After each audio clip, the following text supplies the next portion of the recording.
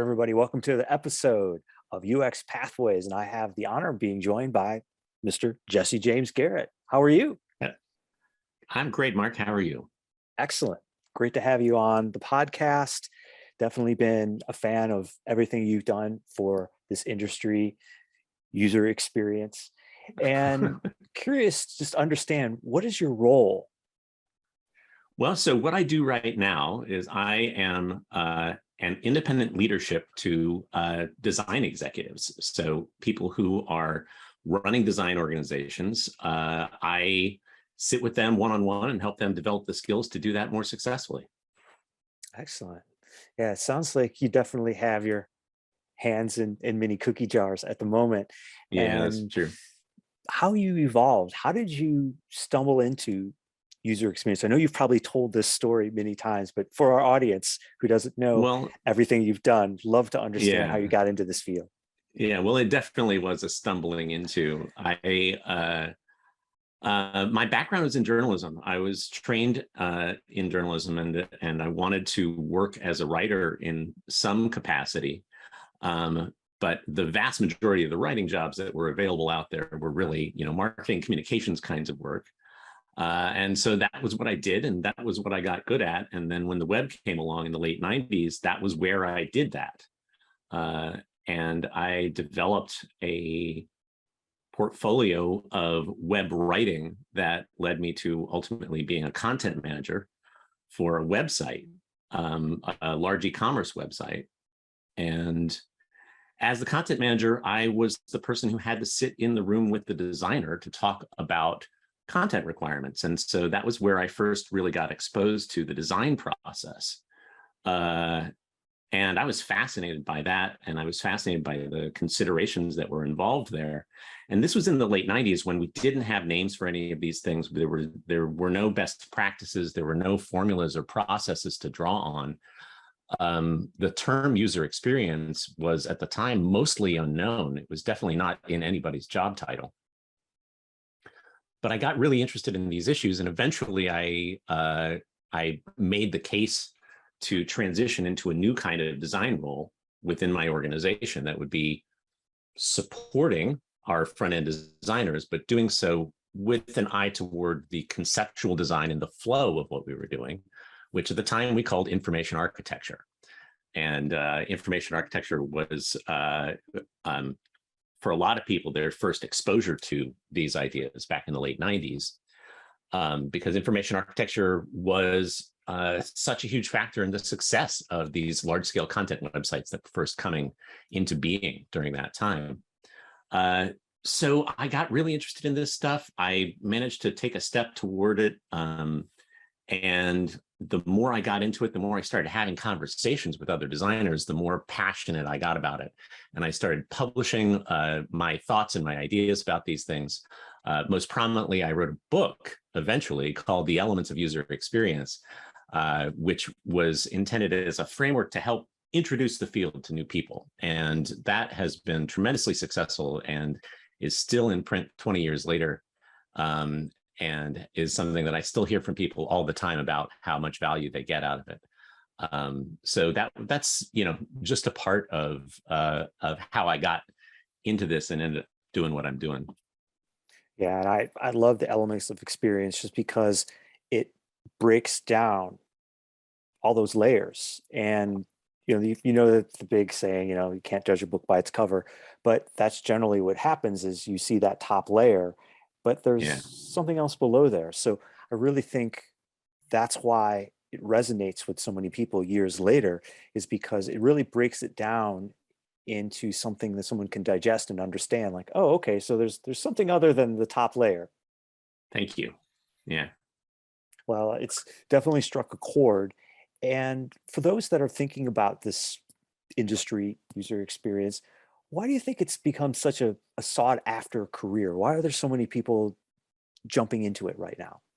Well, I think that there are a couple of things. One is that we are absolutely saturated in software these days.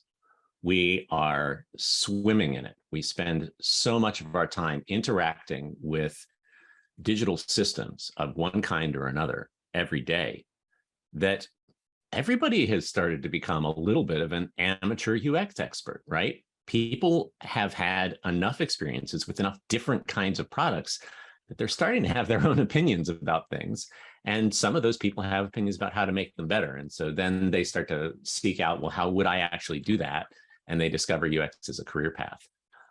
So, I think that's a big factor. And I think also for a lot of people who are looking for opportunities to use their creativity to help other people, they see UX as a way to do that. Sometimes the challenges involved in actually doing that are bigger than they anticipate. But I think it is one of the big attractions is the opportunity to be creative and do some good. And folks entering into it, do you have any pearls of wisdom that someone should think about as they dive in? Like you said, there's a lot of folks that are seeing the need for it and trying to uncover best places to go. But Right. is there something they should think about before they step forward?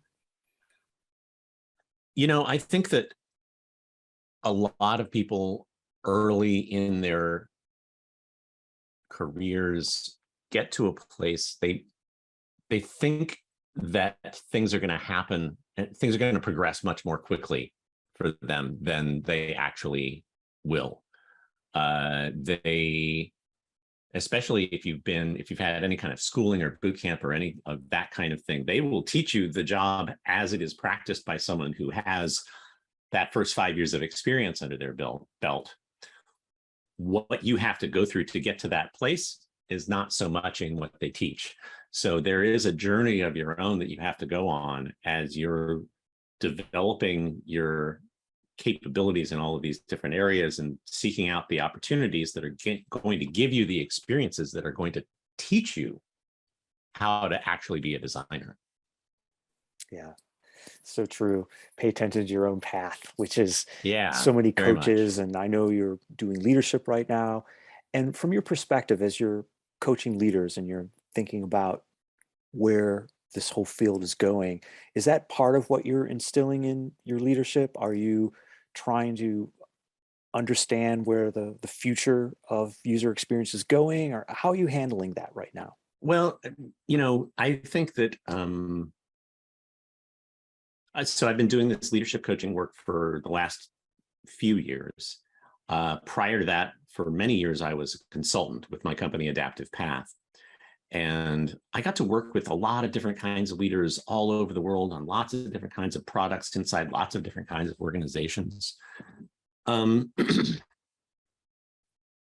and I found that the real difference between success and failure for those teams, more than the processes that they had, or even a lot of the cultural elements that they had in place, it came back to the skills of the leaders, and especially the ability of their leaders to build strong relationships in the organization and strong relationships within their teams.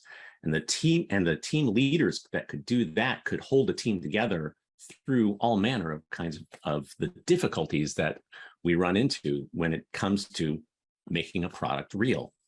And so I realized that by trying to create more of those kinds of leaders, leaders who could build resilient teams, that could be a way that it could be a leverage point for me to help strengthen the entire field, because better leaders provide better models for the next generation of leaders to follow. Because what we have right now is a generation of leaders who have no models because no one has gone before where they are.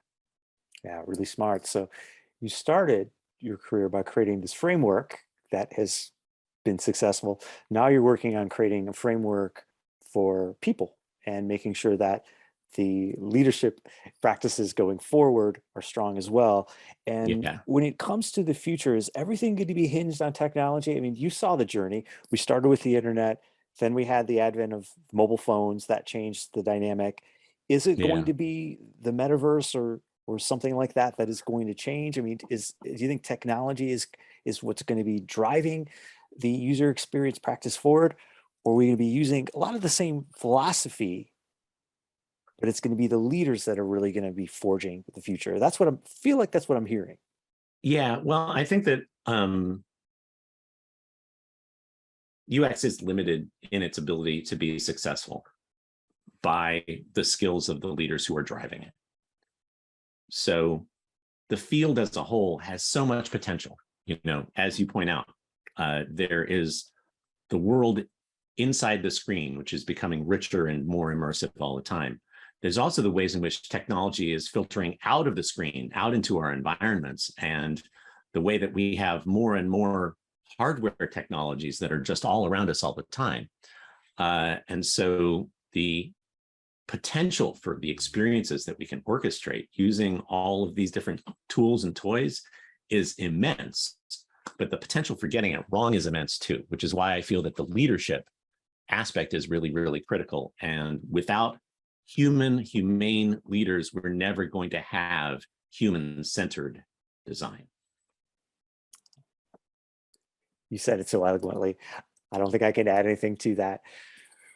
Well, it was a pleasure having you on the podcast, and thank you for sharing your experience, your words. Is there anything else on the horizon that you've been working on? I mean, obviously, leadership has been your prime directive, but anything else special we should be I looking for from out of your camp?